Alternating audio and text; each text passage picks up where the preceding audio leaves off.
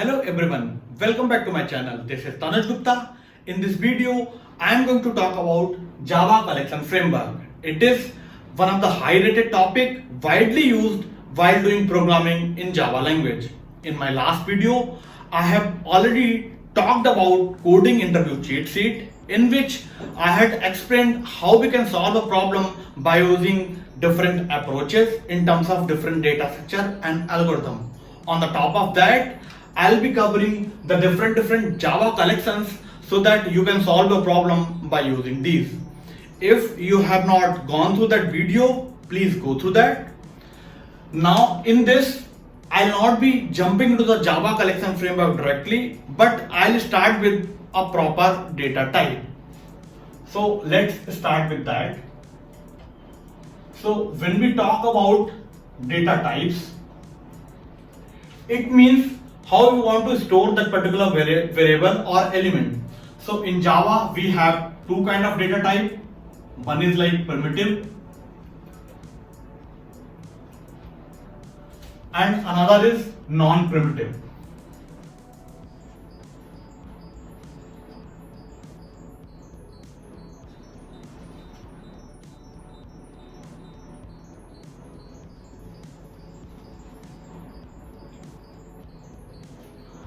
So when we talk about primitive data type, it means we have byte, we have short, we have float, we have double, we have int, we have long. So all these data types comes under numbers, and another we have character, char, and the final one in terms of boolean, we have boolean data type. So all these data types are the part of primitive data type.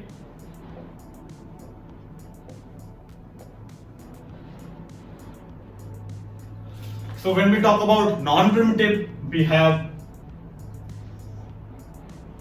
the strings, we have array,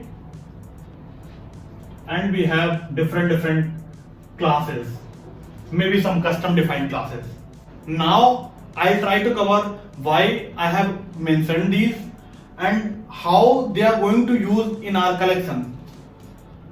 So in terms of data type, we have different wrapper classes equivalent to these primitive data types. So when we talk about byte, we have byte wrapper class. In terms of short, we have short wrapper class, and likewise float, we have double, we have integer, we have long, character, and then boolean. So why I am talking about all this wrapper class? So basically wrapper class is nothing but they can hold a particular primitive data in terms of object, so that we can have some kind of a null values as well. So I would say all these are wrapper classes.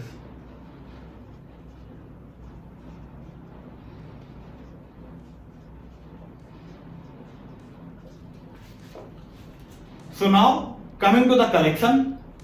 Collection is nothing but a group of elements, and all these elements are in the form of object. As we all know, object is a superclass for all the classes in Java. So now when we talk about this collection,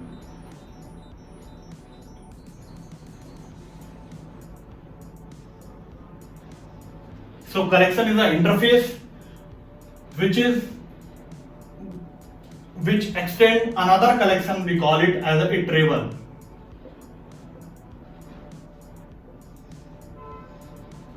So iterable is based on a concept of for each loop. It means whatever the element we have in a collection, we can iterate over that using the iterator method, and this gives us iterator class. And now we can go back to the next and previous element. Hash next is the method to check whether do we have the another element in a collection, and if it is there, then next is the method which gives us a exact element. Now I'll try to correlate why this collection is required. So I'll be going back on this array side. So you would have seen how do we initialize any kind of an array. So what we do basically, first we define like data type,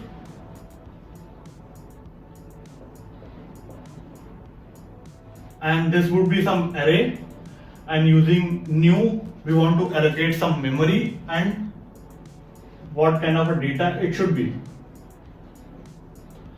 and then we define the fixed size for that array, let's say n. So this is the expression to define any kind of array. We can define an array of integer type, float type, double type, kind of that. So in terms of array, we need the fixed size. Now if we don't have any kind of a fixed size, it means on fly we want to add or remove some element.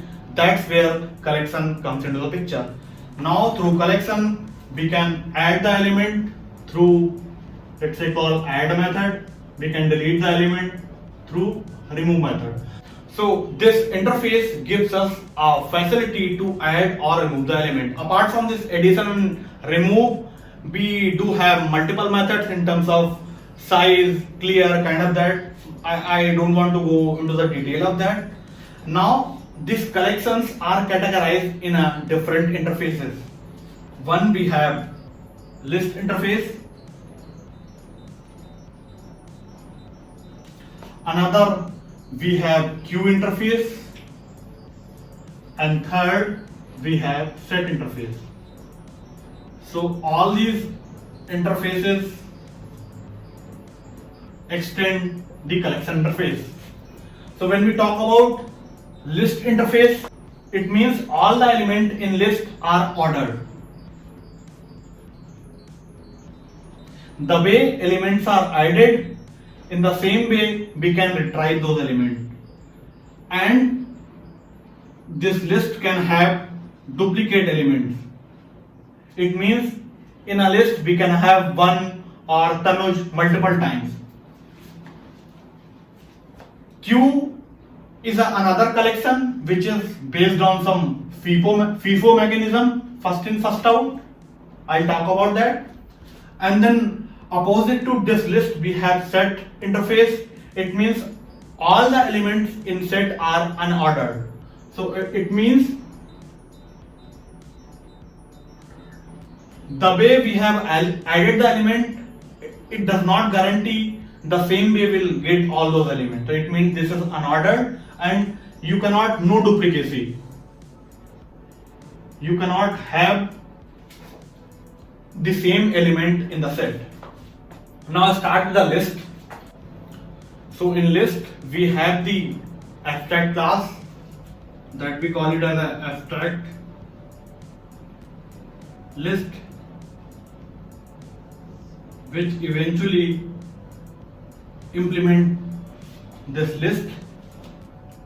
This abstract list overrides equals and hash code methods to ensure that two of the collection list are returning the same hash code in case they are having the same number of elements and in the same order. Now one form of abstract list is array list.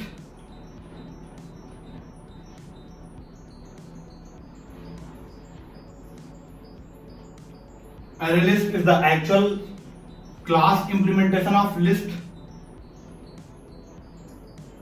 which extend this abstract list. So in ArrayList we can add and remove the element in a predefined order, and when we want to retrieve the element, we can retrieve the elements in a random basis. Now the second form of abstract list is backter. This is another class implementation of list. If you want to add the element in a synchronized way, then we do take the help of backter, and on the same page we have got the stack collection, and it works on a LIFO mechanism, last in first out, in which we can have the method like push method to add the element on each other, on the top of each other, and we have the pop method to delete the element from the top, and again we have peek method and then size method kind of that. And another form of abstract list is abstract sequential list.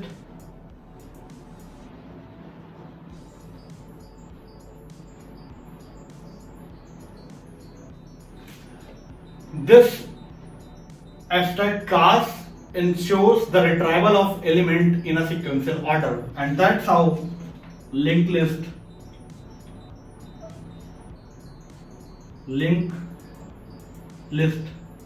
comes into the picture.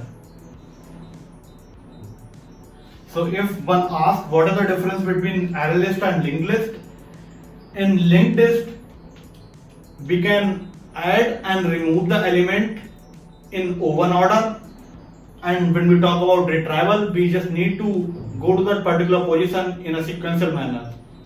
So, and on the other hand, in ArrayList, when we want the frequent retrieval, then we should use the ArrayList.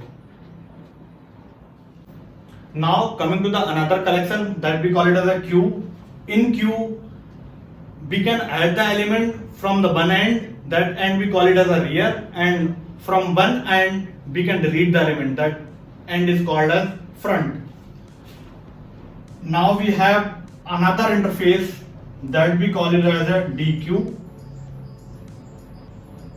It eventually extends the queue interface, but having the extra facilities to add the element from both the ends. We can add the element from rear and we can add the element from the front as well. On the same page, we can delete the element from rear and front both. Now this gives us a facility of having the actual implementation in the form of array DQ. Array DQ.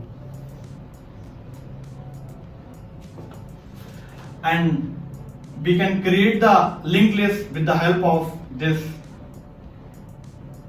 queue interface as well, DQ interface as well. Now, as we had abstract list, on the same page we have this abstract queue.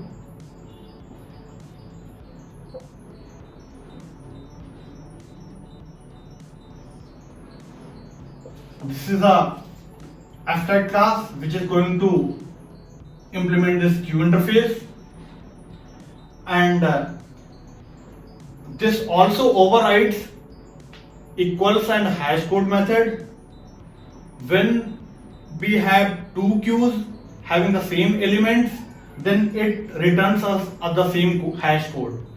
And that's how, and if we want to define the ordering in terms of element, we use the priority queue.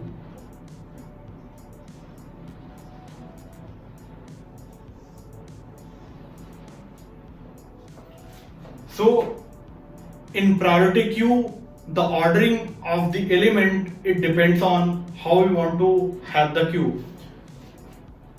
In this we use two interface. One is comparable which overrides the method compare to compare the elements, and another interface we have comparator, in which we use the method compare to compare between the element A1 and A2 kind of that. So that's how priority queue is implemented. Now the third kind of collection is set. So as I said, in set all the elements are unordered and no duplicates. So this set is also implemented by an abstract set class. And then hash set is the actual implementation of set. So in hash set all the elements are unordered and you will not find any kind of a duplicate element. On the same page you can add one null values in hash set. Now if you want some ordering in terms of set, we use linked hash set. So this is the ordered one.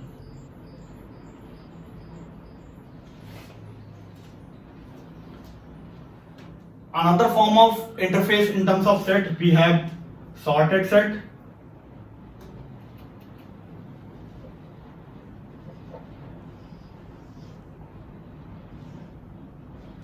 This sorted set extend the interface set to sort the element whether in increasing order or decreasing order, and then we have one more interface that we call it as a navigable set.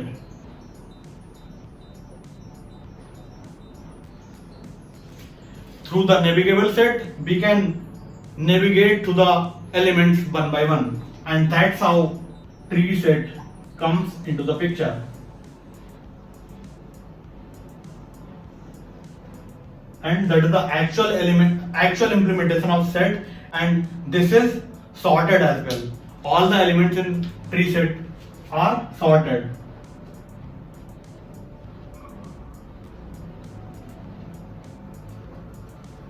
So this is all about collections. Apart from collection, we do have another thing, we call it as a map.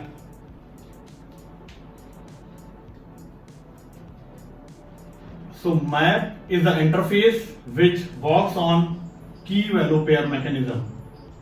Based on a given key, we want to store some value. So now this map, in map, we have abstract map.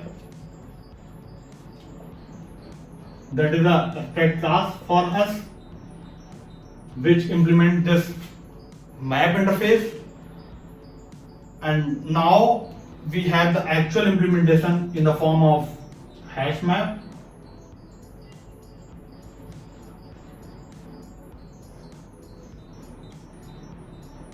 Hash map stores the value in the form of key value pair, and then when we talk about the ordered hash map, we use linked hash map.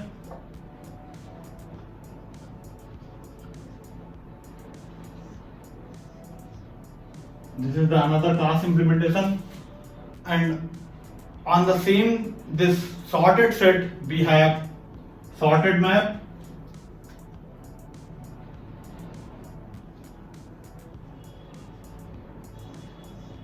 This is the interface which extends this map interface to sort the keys, and then we have navigable map.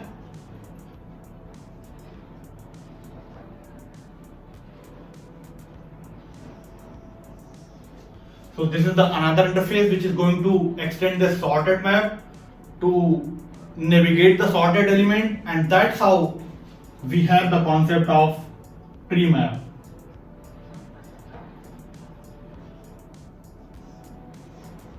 So in tree map we do have all the keys but in sorted order, and again this tree map implement or extend this abstract map. And another type of map we call it as a hash table. Hash table. When we want to add the key value pair in the synchronized way, then we need to use this hash table. Moreover, all these collections are not thread safe. If we want to work with in a threaded environment, we need some kind of a data structure. Those are thread safe. So in this list, we have some data structure. We call it as a copy on write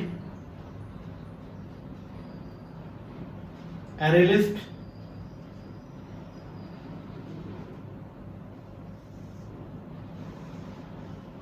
So this is a kind of an array list which can be used in a threaded environment. On the same page, we have concurrent linked queue. We have blocking queue.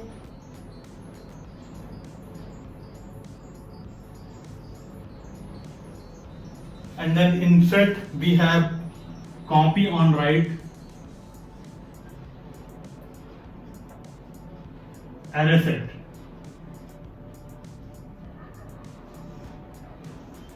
All these collections we can use in the threaded environment. One more thing I want to highlight. So if we want to create any of the collections in Java, how do you create that? So it's like, let's say you want to create some array list. How do you do that? So you say that list data type. I want to create the list. What kind of list is it is? It is a array list.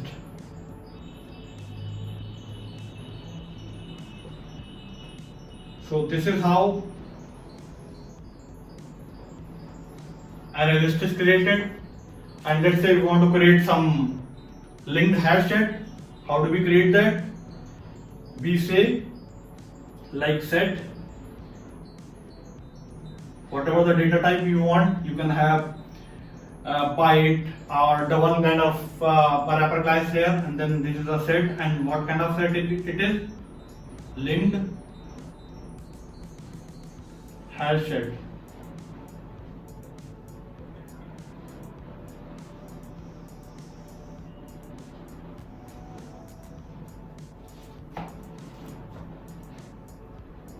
Now the conclusion is like how we are creating these collections while doing the programming.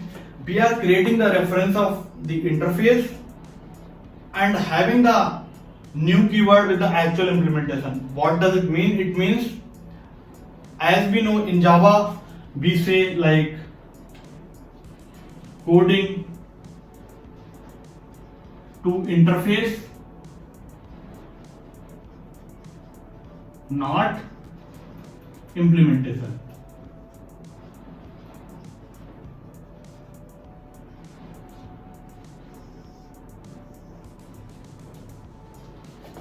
So whenever we want to use some data structure in terms of these collections, what we do, we just pass the reference of the interface in terms of list, set or map. So that's all in terms of Java collection framework. I hope you all will like this video. If you have any kind of a doubt or feedback, feel free to drop in the comment box. Please do not forget to subscribe this channel. Thanks a lot.